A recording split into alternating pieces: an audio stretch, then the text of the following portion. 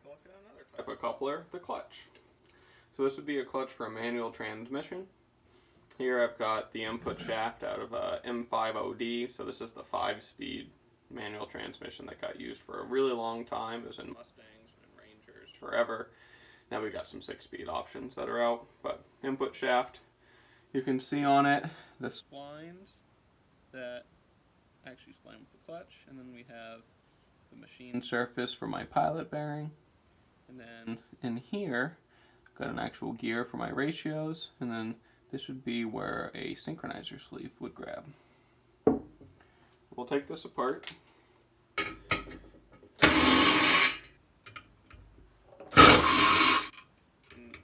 The pressure plate's held on by these bolts, but then there's also a lot of spring pressure, because unless I'm applying the clutch and forcing on these inner diaphragm spring fingers, the clutch is engaged, so when I disassemble this, spring pressure is being relieved. You may not be able to see it, but the fingers are actually rising up as I do this.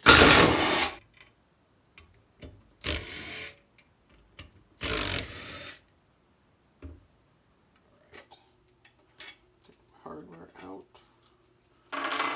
The clutch sets on dowels, and so you usually have to pry on it a little bit, especially if it's been in a vehicle with dust and rust and all that kind of stuff.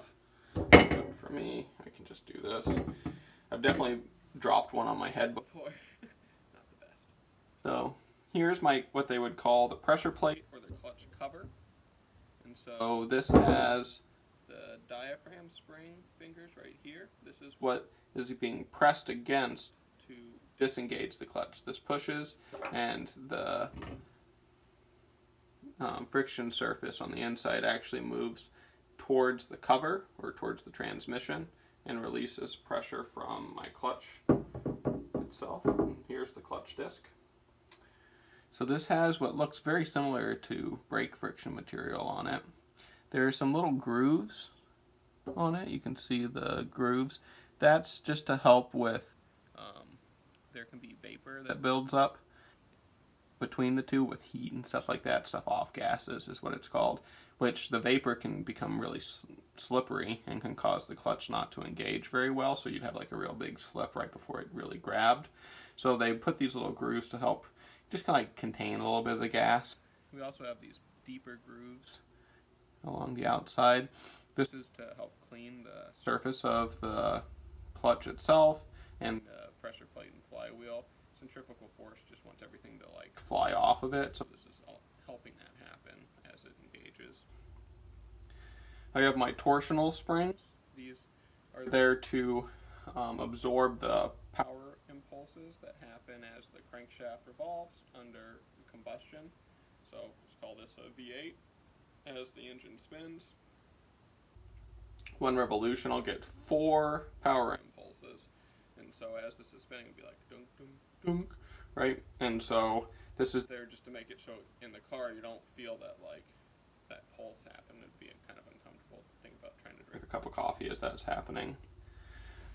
Another thing that the clutch has, as you can see, it's in 2 pieces. There's a spring in between those 2 pieces called a Marcel spring. I'm sure the person who added that to a clutch is named Marcel, probably their last name, but that's how all this stuff goes. And this is there so that as the clutch engages, as the pressure plate applies pressure on this, it actually has a little bit of squish to it, and that helps with a smoother engagement. We don't go from no lockup to all the lockup. I've got a moment where this will slip under its own design, and we're talking a tiny little bit of slippage, like, and that makes the engagement a little bit smoother, makes the whole experience better for everybody. When we inspect this, we're going to look for like missing pieces. Is the clutch material too thin? You usually would measure down to one of these rivets. See how we've got rivets from either side. This one's flat, so we'd measure to that one. Or on some, they'll just have you measure the overall thickness. Sometimes they want you to squish the Marcel spring, sometimes they don't care. Just follow the procedure and you'll be okay. A visual inspection 99% of the time is more than enough to figure out, think about brakes. Are they good or are they bad, right? Look for broken springs, look for damage to the splines, but that's the general idea of it. the clutch has two sides. You see how this side's flat as far as the hat of the clutch goes versus this side that stands up. This will face away from the engine and towards the pressure plate all the time. And I have my flywheel. This flywheel is heavy, especially compared to a flex plate, although a flex plate then has a torque converter added onto it, so maybe it's all the same. But this helps smooth out the rotation of the engine because there's some mass behind the crankshaft. Those lulls between power impulses we won't have as much of a speed reduction, and when the power impulse happens, it's not going to hyper accelerate at the same time because it has to pull this big bad boy around with it. On the inside of this, there is a pilot bearing right here. I don't know if I can make it so you can see some of the needles. I cannot, but it's a needle bearing style. So whenever you remove a manual transmission, glob a little grease inside of there. Just regular bearing grease would be fine, and everybody will be happy. If you're replacing a clutch, put a new one of these in there. Usually these days we replace the flywheel at the same time, or at least have it machined. On the outside of the flywheel, I've got my ring gear for the starter motor drive to crank the engine over. Alright, so all pretty simple. Big dumb stuff. And so then, when I go to install it, really the only tricky part to this is I have to make sure that my clutch disc is lined up on the flywheel. See how there's like plenty of room for activities over here? So it's like, whatever, I could put it over here or over here. I'm not going to damage it when I torque the pressure plate down on top of it.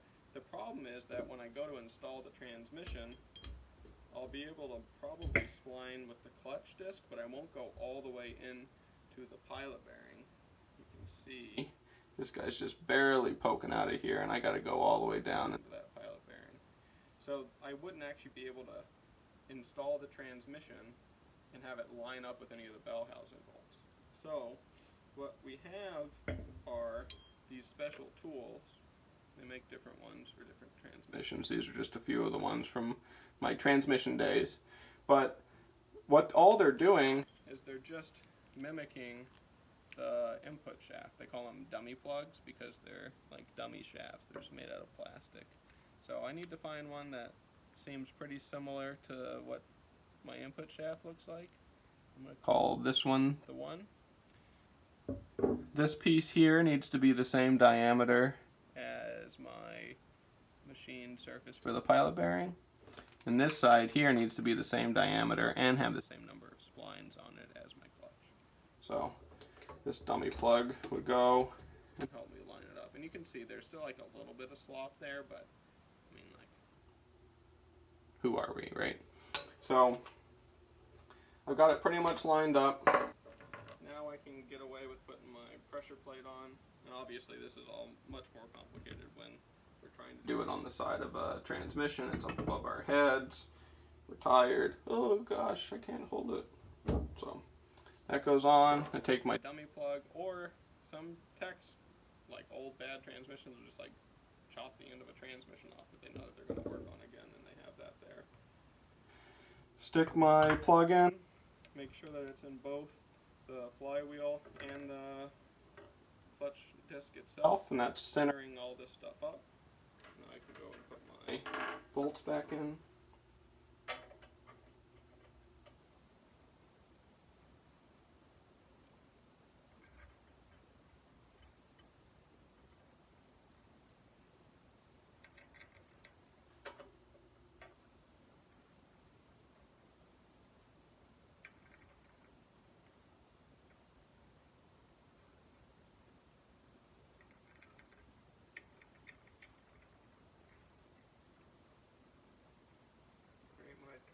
I want to go in a star pattern because the pressure plate is going to start to compress as I do that. I'm going to pull this closer so maybe you can see those fingers move as I do this.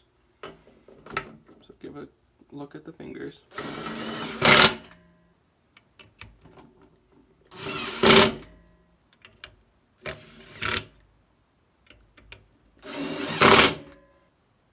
So ever so slight, and I'm making lots of movement, I know.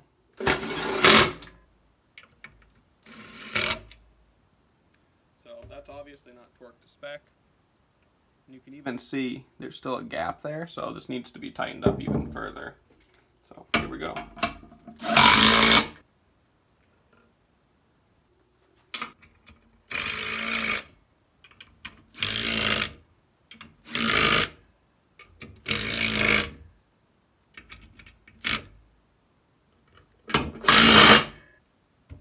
Alright, and so now this is actually sitting a fair amount lower. I can pull my alignment tool back out, and at this point I'd want to inspect these fingers of the pressure plate diaphragm spring.